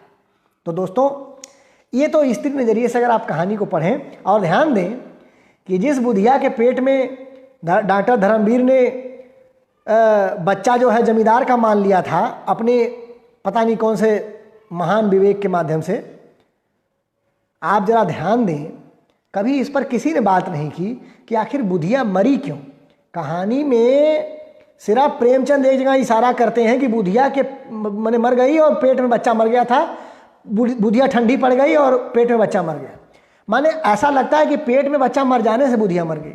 लेकिन ध्यान रखिएगा कि प्रेमचंद की कहानी में जब भूख की इतनी त्रासद परिणतियां हों, तो क्या यह संभव नहीं है कि बुधिया कुपोषण और भूख की वजह से ही मरती है? यानी बुधिया को अगर प्रेगनेंसी के दौरान ठीक से खाना पीना मिलता, ठीक से आराम मिलता, तो उसका बच्चा शायद पेट में नहीं मरता। तो बुधिया की मौत का कारण बच्चे का मरना तो है, लेकिन बच्चा मरा क्यों? वो संतुलित भोजन और व्यवस्थित आराम न मिल पाने के नाते। तो इस पर तो किसी ने ध्यान नहीं दिया कि बुधिया की मौत भी उसी भूख की वजह से हुई जिस भूख के नाते माधव और घीसू की वो दशा हो जाती है, जिसके लिए उन्हें अमानवीय होने का तमगा दिया गया और चमार होने के नाते उन पर जो है चमार चित्रण और सामंतों का मुंशी वगैरह होने का क्या क्या आरोप लगाया गया और बहुत सी बातें कही गई। तो दोस्तों, अब आखिरी बात जिससे कि मैं ये बताना चाहूँगा कि प्रेमचंद ने गड़बड़ी कहाँ कर दी कफन कहानी में, जिसके नाते दलित आलोचना के जो आक्षेप हैं वह पूरी तरह निराधार नहीं रह जाते। मैं अभी तक जो बातें कहा हूँ उससे आप इस निष्कर्ष पर पहुंच जाएं कि प्रेमचंद की नियति पर या प्रेमचंद पर यह शक करना कि प्रेमचंद जो है दलित विरोधी थे या जानबूझकर चमारों का अपमान या बेइज्जती करते थे, ये गलत बात है साथियों। वह जो है उसके तमाम कारण मैं उस पर बता चुका हूँ, आप समझ गए होंगे। अब जरा जो वो बात देखिए, जब आप कहानी शुरू में पढ़ते हैं जहाँ प्रेमचंद ने लिखा चमारों का कुनबा था सारे गांव में बदनाम, उसके पहले एक पूरा पैराग्राफ है कहानी में।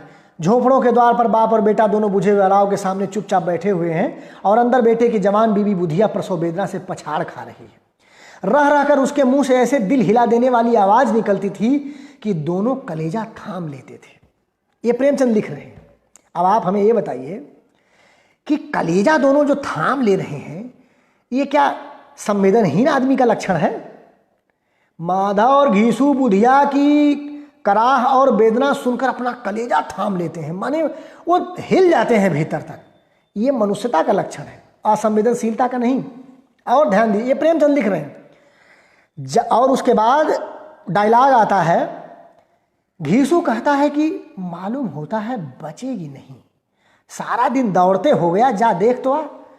माने प्रेमचंद ने कुछ लिखा तो नहीं, लेकिन इशारा किया है कि माधव घीसू ने दिन भर दौड़ की है, दिन भर उन्होंने बुधिया को बचाने और बुधिया के माने जो भी उसका मदद कर सकते थे उसके लिए वो दौड़ भाग किए हैं। बुधिया ऐसा नहीं है कि उन्होंने कुछ नहीं किया, हाथ पे हाथ रखे बैठे रहे। साथियों, जिस गांव के लोग पत्रिका के दलित विशेषांक की मैं चर्चा कर रहा हूं, अभी कर चुका हूं व्याख्यान के शुरुआती हिस्से में, उसी पत्रिका में अमित मनोज का एक लेख है दलित कहानियों पर प्रेमचंद के, आप पढ़ें। उसमें अमित मनोज ने मंत्र कहानी, एक मंत्र कहानी, दो कहानियां थी, जिसमें लीलाधर चौबे पहली कहानी में, दूसरे में भगत है और चड्ढा है, डॉक्टर चड्ढा है। तो उन दोनों कहानियों के आधार पर यह लिखने की कोशिश की है कि प्रेमचंद के ज़माने में क्या चिकित्सा की क्या स्थिति थी। कहने का मतलब प्रेमचंद के समय में अस्पतालों की व्यवस्था उनसे छुपी हुई नहीं थी। इस संदर्भ में मंत्र 1 और मंत्र 2 कहानी का उल्लेख आप देख सकते हैं। पंडित लीलाधर चौबे प्लेग से पीड़ितों के लिए दवा लेने अस्पताल जाते हैं 20 मील दूर शहर पैदल चलकर, और अस्पताल जाने के बाद भी डॉक्टर उन्हें पैसा देने से दवाई देने से मना कर देते हैं। उन्होंने दवाइयों की खरीद फरोख्त का धंधा कर रखा है, ये आता है। और डॉक्टर चड्ढा की कहानी तो आप सब जानते ही हैं। यानी कि अमित मनोज ने साबित करने की कोशिश की कि माधव घीसू ये बात जानते थे कि अगर अस्पताल वो जाएंगे भी 20 मील पैदल चलकर या किसी भी तरह, तो भी जो उनकी स्थिति, जो ओझा को 1 रुपया देने की स्थिति में तो वो थे नहीं, तो डॉक्टर से क्या इलाज कराते और डॉक्टर क्या इलाज करते। आज जब हम ये कहानी पढ़ रहे हैं कोरोना के समय में, आज आधुनिक भारत में, जब मोदी जी जैसी सशक्त सरकार भारत में हो, तब भारतीय चिकित्सा प्रणाली या भारत का जो मेडिकल सिस्टम है कैसे अभी दूसरी लहर में कोलैप्स कर गया। ऑक्सीजन नहीं मिला, लोग मर गए, अस्पताल नहीं मिला, बेड नहीं मिला, उसमें मैं नहीं जाऊंगा। अब जब हमारा मेडिकल सिस्टम कोलैप्स कर जा रहा है, तो प्रेमचंद के ज़माने में क्या रहा होगा। अमित मनोज ने लिखने की कोशिश की है कि प्रेमचंद कहानी में बहुत ज़्यादा चिकित्सा वगैरह के चक्कर में शायद माधव घीसू इसलिए नहीं पढ़ते क्योंकि उस समय की चिकित्सा व्यवस्था उनसे छुपी हुई नहीं थी। इस संदर्भ को भी नज़रअंदाज नहीं किया जा सकता।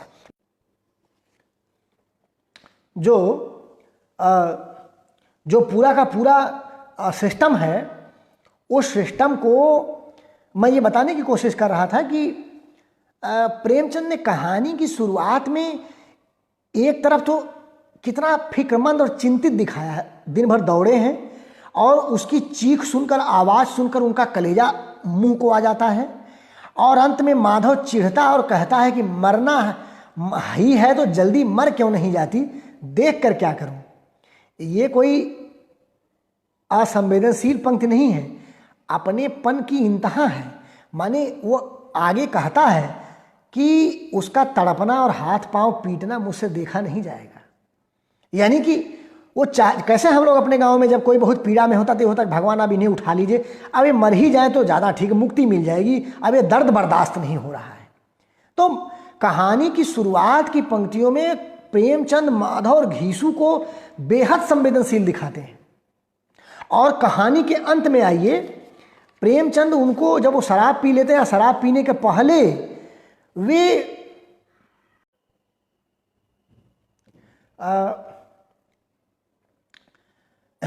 नेटवर्क की वजह से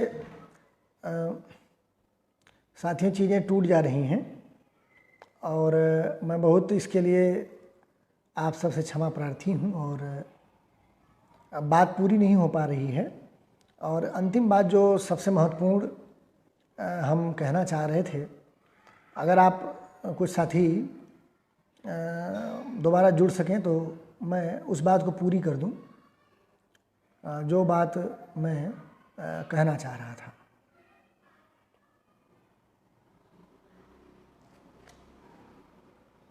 हाँ सोनू, कुछ वो नेटवर्क की प्रॉब्लम, मैंने दूसरे सिम पर वो नेटवर्क वो कर दिया है, शिफ्ट कर दिया है, स्विच कर दिया है, तो मैं समझता हूँ कि अब वो चल जाएगा।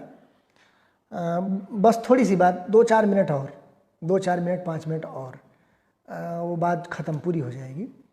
तो थोड़ा सा आप लोग जो लोग भी जो साथी जुड़े थे वे आ जाएं, तो जो बात मैं आगे बढ़ाना चाह रहा था वो पूरी हो जाए। तो मैं ये कह रहा था कि माधव और घीसू को, जब कहानी के अंत में भी माधव और घीसू बुधिया को कोई घृणा या कोई उपेक्षा के लहजे में याद नहीं करते, बहुत इज्जत से याद करते हैं। प्रेमचंद की कहानी कफन आप पढ़ेंगे तो वे बड़ी इज्जत से माने बुधिया को याद करते हैं और रोए रोए से उसको आशीर्वाद देते हैं। यहाँ तक कि जब वो खाना किसी भिखारी को देते हैं तो उस खाना देते समय वे ये नहीं कहते कि ये हम तुमको दे रहे हैं, वो कहते हैं कि ये जिसकी कमाई से भोजन आया है उसको आशीर्वाद दो। वो जब तक जीती थी तब तक हमें जो है माने हमारी सेवा करती रही या हमें पेट भरती रही हमारा, अब मर कर भी उसने हमें भरपेट भोजन करा दिया। तो साथियों बड़ी इज्जत से याद करते हैं माने माधव घीसू। और ध्यान दीजिए, शराब पीने के बाद आदमी के भीतर जो संस्कार होता माने जो मन की बात होती है, उसके मन में जो तहों में बात होती है वो उभर कर बाहर आ जाती है। शराब पीकर माने कहानी में अगर शराब पिए हुए पात्र की बातचीत कोई लेखक करवा रहा है, उसका मतलब ये है कि वो नशे में है और अब वो जो बात दिल में है वही कहेगा, वो बनावटी, वो बहानेबाजी या वो फरेब नहीं करेगा। तो शराब पीने के बाद मैंने कहानी के तीसरे हिस्से में प्रेमचंद ने माधव घीसू के मुंह से बड़ी बड़ी संवेदना से मैंने वो बुधिया को याद करते हैं। यानी कि बुधिया के प्रति कहीं से भी वो अमानवीय या किसी तरह की स्थिति में नहीं है। यहाँ तक कि वे कहते हैं कि वो बैकुंठ जाएगी और वो नहीं जाएगी तो क्या वे मोटे मोटे लोग जाएंगे जो दूसरों गरीबों को लूटते हैं दोनों हाथ से और पाप धोने के लिए गंगा नहाते हैं और मंदिरों में जल चढ़ाते हैं। माने इस कहानी में उस पूरी व्यवस्था और उस पुरोहिती और ब्राह्मणवादी व्यवस्था के खिलाफ चोट करना भूलते नहीं है प्रेमचंद। तो अब देखिए ये दो स्थितियां हैं। कहानी के कथानक में प्रेमचंद ने कहानी के शुरुआत और अंत में माधव और घीसू के भीतर बुधिया के प्रति बहुत गहरी संवेदनशीलता और बहुत गहरे माने लगाव और आत्मीयता को प्रदर्शित किया है। यहाँ तक तो कहीं कोई दिक्कत नहीं है। लेकिन प्रेमचंद का ये कफन कहानी का जो कथानक है वो फ्रैक्चर्ड कथानक है, वो ब्रेक होता है, वो टूटता है, बिखर जाता है। कहाँ आकर के प्रेमचंद कफन कहानी में 3 हिस्से माने 1, 2, 3 करके लिखा है, उन्होंने 3 खंड बनाए हैं। पहले ही खंड की अंतिम पंक्तियां पढ़िए, जब वो लिखते हैं कि वह औरत आज प्रसव वेदना से मर रही थी और यह दोनों शायद इसी इंतजार में थे कि वो मर जाए और वे आराम से सोएं। कफन कहानी के कथानक में यहाँ आकर प्रेमचंद जहाँ इंटरवीन करते हैं, जहाँ हस्तक्षेप करते हैं, प्रेमचंद अक्सर अपनी कहानियों में अचानक कथानक में बीच में इंटरप्ट करते हैं, इंटरवीन करते हैं। और किसी आलोचक ने, मुझे ध्यान नहीं आ रहा है, प्रेमचंद की इस आदत को खराब माना है। कई जगहों पर कमज़ोर हो जाते हैं प्रेमचंद इसी नाते, और यहाँ भी हुए, यहाँ तो बहुत बुरी तरह हुए। प्रेमचंद का जो यह इंटरवेंशन है, ये जो हस्तक्षेप है, कथानक का स्वाभाविक विकास वो अवरोधित कर देते, रोक देते, बाधित कर देते अपने इंटरवेंशन के नाते। वो आकर के घुसते हैं और इंटरवीन करते हुए लिख देते हैं कि वह औरत आज प्रसव वेदना से मर रही थी और यह दोनों शायद इसी इंतजार में थे कि वह मर जाए तो आराम से सोएं। अगर वो ये लिख देते कि वो इस इंतजार में थे कि वह मर जाए और वह अपनी पीड़ा से मुक्त हो जाए, तब तो बात बन जाती। क्योंकि अपने आदमी का छटपटाना किसी से देखा नहीं जाएगा। जैसे हम लोग घरों में कई बार मैंने देखा है, जानवर जब बहुत पीड़ा में होते हैं, मरने लगे, हम लोग सोचते हैं भगवान अब इस जानवर मर ही जाए तो अच्छा है, क्योंकि अब इतना माने ढोला पक गया है गर्दन में, या कोई भी कुत्ते उत्ते रहते हैं गाँव के, उनके गर्दन में, तो हम लोग सोचते हैं कुत्ता बेचारा पगला गया, मर ही जाए तो अच्छा है। माने जिसके साथ भी आपकी आत्मीयता होती है उसमें आप ये कोशिश करते हैं कि भैया बहुत पीड़ा हो गई, अब इससे ज़्यादा नहीं सहा जाता। लेकिन प्रेमचंद ने ये नहीं लिखा कि वो मर जाए और कम से कम वो दुख से मुक्त हो जाए, ये नहीं लिखा, बल्कि ये लिख दिया कि तो आराम से सोएं। ऐसा लगता है जैसे उनकी नींद ज़्यादा ज़रूरी है, आराम से सोना ज़्यादा ज़रूरी है, वो मर जाती तो झंझट खत्म हो जाता। यहाँ जो इंटरवीन किया कथानक में प्रेमचंद ने आकर, ये बड़ा ही खराब किस्म का इंटरवेंशन है। प्रेमचंद जितना बड़े कथाकार हैं और अपनी कथा माने यात्रा के अंतिम पड़ाव पर, माने जहाँ पर वो गोदान जैसी रचना करते हैं, बेहतरीन माने कला के चरम शिखर पर है, वहाँ इस तरह का जो है फ्रैक्चर्ड कथानक प्रेमचंद का गले नहीं उतरता। कम से कम अभी तक की जो मेरी समझ है उसमें मैं ये प्रेमचंद की एक बड़ी महत्वपूर्ण रेखांकित करने वाली कथानक संबंधी खराबी जिसकी वजह से सारा फसाद खड़ा होता है। अगर प्रेमचंद यहाँ ये बात ना लिखते तो जो शुरुआत की पंक्तियां हैं वहाँ से कहीं से भी माधव और घीसू को असंवेदनशील साबित करना संभव ही नहीं है। तो मैं बता चुका हूँ आपको कि वो चिल्लाती है तो वो कलेजा थाम लेते हैं, उसका छटपटाना उन्हें देखा नहीं जाता। कहानी के अंत में वो कहता है माधव कि अगर ये पैसे पहले मिले होते तो हम दवा दारू कर लेते। माने उनके भीतर उसके माने ये चेतना है। और आप देखेंगे कि कहानी में प्रेमचंद ने माधव घीसू को बहुत समझदार दिखाया है। वो कहते हुए विचारवान है, यहाँ तक कि घीसू खुद कहता है कि अबे तू मुझे गधा समझता है, 60 साल तक दुनिया में घास नहीं खोदता रहा हूँ। माने माधव और घीसू को अपनी बुद्धि पर पूरा भरोसा है, अपनी काबिलियत पर पूरा भरोसा है। यहाँ तक कि वो कहते हैं कि अरे गाँव वालों से झूठ बोल देंगे बे, कह देंगे रुपए खिसक गए कमर से, वो मानेंगे तो नहीं लेकिन बाद में फिर वही कफन देंगे। यानी लोक व्यवहार की जो परख है उसका भी पूरा आत्मविश्वास है उन दोनों को। यानी इतने चतुर चालाक हैं, इस तरह के वो माने वे समाज के लोगों के साथ, वो कुत्सित मंडली में जो बैठने वाला जिक्र है, माने समाज के लोगों के साथ वो बैठते उठते हैं, वो असामाजिक नहीं है। कहानी में एक जगह अब आप देखिए इतने समझदार लोगों के माध्यम से कैसे वे ये सोच सकते हैं कि वो मर जाती तो हम सोएं। ये जो प्रेमचंद का जबरदस्ती का कहानी में घुसना है, इस हस्तक्षेप ने फ्रैक्चर कर दिया कहानी के कथानक को, और यहाँ से समस्या खड़ी हो जाती है। यहीं पर जब जो है दलित आलोचना कहती है कि प्रेमचंद अब बेइज्जती कर रहे हैं, तो यहाँ मैं सहमत हूँ उनसे। प्रेमचंद यहाँ पर छोड़ देते तो समस्या नहीं आती और इस तरह की चीज़ें नहीं आती। एक बात, अब आप और एक चीज़ देखिए कि कहानी में जब रात को सुबह होती है और कोठरी में माधव जाता और देखता है कि बुधिया ठंडी हो गई है, तो माधव घीसू बाहर आके जोर जोर से हाय हाय करने लगते, छाती पीटने लगते हैं, और पड़ोस वाले रोना धोना सुनकर दौड़ते हैं और उन्हें आकर समझाते हैं।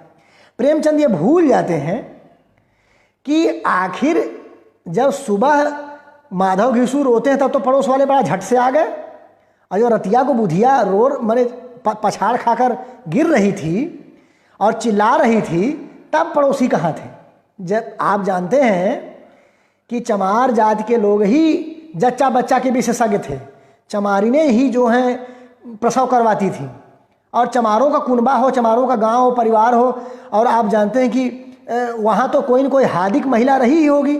आखिर बुधिया के आसपास कोई क्यों नहीं आता? जैसे लगता है कि वो सुनते ही नहीं या वो संवेदनहीन है। ये चूक प्रेमचंद से हुई है कहानी के कथानक में। माने कहानी के शुरुआत में जब बुधिया पछाड़ खा खा के चिल्ला रही और कलेजा वो हाथ में ले रहे हैं माधव और घीसू, उस समय उनका कोई पड़ोसी आसपास नहीं आ पाता। जबकि आप गौर करिएगा कहानी की शुरुआत में अलाव जल रहा है। अलाव ठंडियों में जलता है, अलाव गर्मी में नहीं जलाया जाएगा, जिसमें आलू भून रहे हैं। तो कहानी ठंडी की है, और ठंडी में साथियों रात में शोरगुल नहीं होता। गर्मी में तो थ्रेसर शोर चल रहा होता है, फसलों की मड़ाई उड़ाई हो रही होती है। ठंडी में एकदम शांत रहता है और आवाज़ दूर तक जाती है। तो अगर ठंडी के दिन में बुधिया चिल्ला रही थी तो आवाज़ दूर तक क्यों नहीं गई, लोग सुने क्यों नहीं? कहानी में इसका कोई जवाब नहीं ना। कहानी में कोई आता है, पड़ोसी दिन में आते हैं सुबह। यहाँ भी कहानी का कथानक फ्रैक्चर्ड है। तो कुछ जगहें हैं। और हाँ, अगर आप ये पूछेंगे कि सर जो है घर में लाश छोड़कर वो काहे को भोज करने लगे, इसका क्या जवाब है? तो साथियों, जब बुधिया मर जाती है तो माधव और घीसू चेतना के इस लेवल तक चले गए थे। भूख और यात्रा, जो पहले मैंने बताया कि उनका आत्मविश्वास कैसे कुचला गया। वो माधव, वो शंकर और हल्कू की दूसरी पीढ़ी के लोग हैं जिनको कुचल देने के बाद वो पैदा हुए हैं। तो उनके यहाँ इस बात की चेतना भरपूर है कि जो जिंदा था उसका तो ख्याल हम रख नहीं पाए, उससे तो समाज हमारा संवेदना रख नहीं पाया। जब मर जाती है वो, तो उसको वो अब बुधिया या अपना परिवार माने उससे वो आगे बढ़ जाते हैं। वो मान लेते हैं कि अब हमारा जो माने अब वो समाज को जवाब देने जाते हैं। कविता कहानी के अंत में ठगनी क्यों नैना झमकावे, कबीर की लाइन आती है। वो ठगनी कौन है? वो माया है। कैसी माया? माया माने रुपया पैसा और वो धन संपदा, वो उत्पादन के संसाधन जो हमेशा से इन गरीबों माधव घीसू के वर्ग को ठगती रही, यानी आंख मिचौली खेलती रही, उनके पास नहीं आई, चकमा देकर भागती रही। यानी कि उसकी तरफ उनका इशारा है। और उस ठग व्यवस्था को उसी की भाषा में माधव घीसू जवाब देते हैं, उसी बहानेबाजी, उसी तरीके का वो उनके साथ जो है क्या कहते हैं कि झांसा देते हैं। तो ठग व्यवस्था जिसके हाथों में ठगे गए हैं उसको उसी की भाषा में जवाब देते हैं माधव घीसू उस तीसरे हिस्से में, जहाँ जो है वो शराब पीते हैं और वो पूरा का पूरा उनका जो है दार्शनिक रूप उभर करके आता है। यानी कि इसीलिए वो कहानी के अंत में वो हिस्सा आता है जिसमें वो कहते हैं कि हाँ बेटा बैकुंठ जाएगी, किसी को सताया नहीं, किसी को दबाया नहीं, मरते मरते हमारी ज़िंदगी की सबसे बड़ी लालसा पूरी कर गई। वह ना बैकुंठ जाएगी तो क्या ये मोटे मोटे लोग जाएंगे जो गरीबों को दोनों हाथों से लूटते हैं और अपने पाप को धोने के लिए गंगा नहाते और मंदिरों में जल चढ़ाते हैं। तो यहाँ आकर व्यवस्था पर सीधी चोट प्रेमचंद करते हैं। तो कुल मिलाकर कफन कहानी में समस्या इसीलिए होती है कि कफन कहानी का जो कथानक है वो फ्रैक्चर्ड है और ये चूक हुई है प्रेमचंद से, जिसकी वजह से कफन कहानी समझ में नहीं आती कि वो दलित विरोधी है कि दलित माने माधव घीसू संवेदनहीन हुए कि नहीं हुए। कहीं वे बहुत संवेदनशील दिखते हैं, कहीं वो संवेदनहीन दिखते हैं। घाच पाँच हो जाता है पूरा। कहीं वो दवा दारू की बात करते हैं और कहीं वो कहते हैं लगता है चुड़ैल का फिसाद होगा। अब ये दोनों बातें आती हैं, इससे पता नहीं चलता कि माधव घीसू बहाना कब कर रहे हैं और कब वो वास्तव में उसके साथ हैं। तो ये कथानक की जो आंतरिक समस्या है, ये बात जो है, ये सवाल मैं छोड़ रहा हूँ। हो सकता है कि मेरे बाद आप में से कोई या और कोई वरिष्ठ जो है आलोचक मेरे इस सवाल का जवाब दे सके या इस बात को सुलझा सके कि जो मैं कह रहा हूँ वो ठीक बात नहीं है, प्रेमचंद ने ठीक लिखा है, वो उसका ये अर्थ निकाला जाना चाहिए। मैं इस सवाल के साथ आपको यहीं छोड़ रहा हूँ। बहुत से सवाल, बहुत सी बातें मैं समझता हूँ कि रह गई होंगी और कोई भी बात पूरी नहीं हो सकती। मैं इस पर एक व्यवस्थित और लेख लिखूँगा, तो लिखा हुआ आप पढ़िएगा तो वो ज़्यादा व्यवस्थित होगा। 3 बार हमारा नेटवर्क टूटा है, 3 बार हम जुड़े हैं, कुल 5-7 लोगों के साथ हमने ये पूरा व्याख्यान या पूरी बातचीत की है। तो निश्चित तौर पर पूरी तरह इंटरप्टेड रहा है।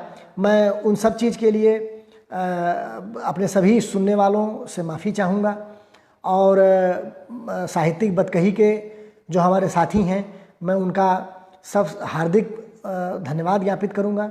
आप सभी को मैं तहे दिल से शुक्रिया कहता हूँ। बहुत बहुत धन्यवाद। आपको मैं यहीं छोड़ रहा हूँ।